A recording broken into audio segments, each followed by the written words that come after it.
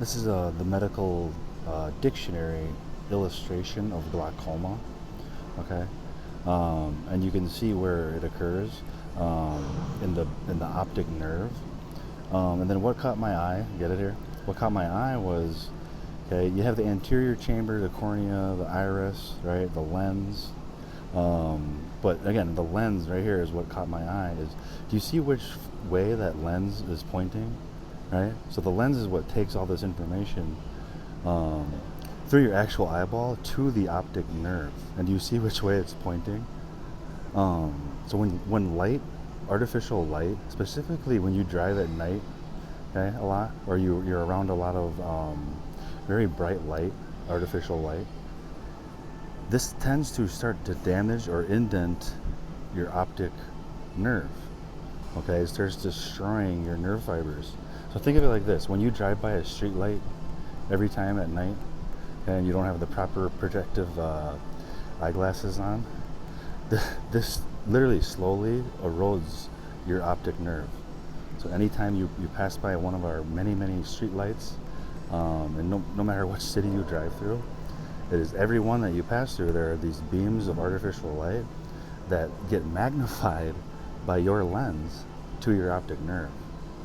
Okay? Now, that's not the only thing that passes from the lens to the optic nerve. There's also electromagnetic radiation too. Okay? Think of it like Bluetooth, Wi-Fi, cellular data. Okay? The more this passes through your lens, okay, it goes through the optic nerve, which again connects to the brain and the spinal cord, and it can send very bad information to your body. Specifically, those three technologies. But light, if you heard about the whole light pollution discussion that goes on, that's very true.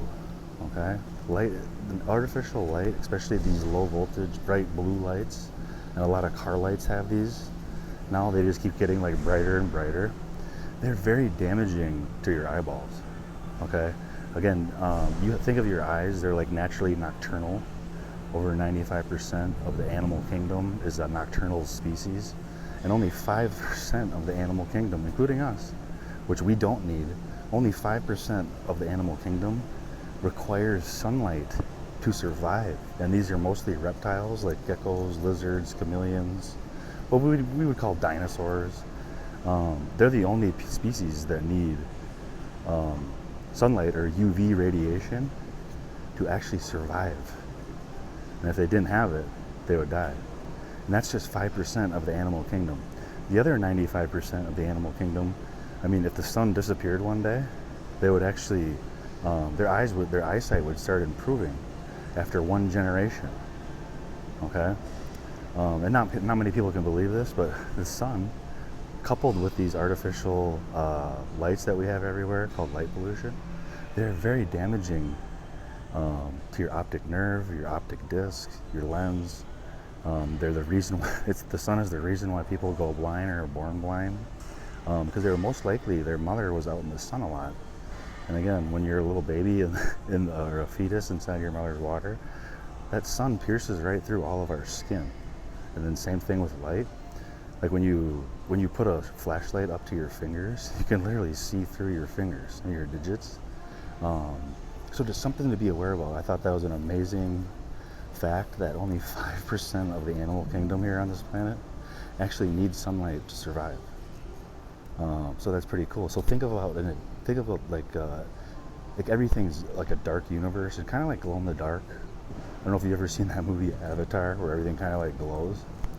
Think of like your eyesight should be is naturally built to be adapted to that environment. But again, we have an amazing body because all of our true creator women who created us, and we're products of our environment.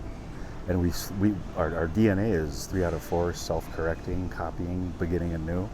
It corrects to this artificial light environment, but it also has side effects for those corrections, which is it damages our vision and our eye. Okay? Well, you have a great day.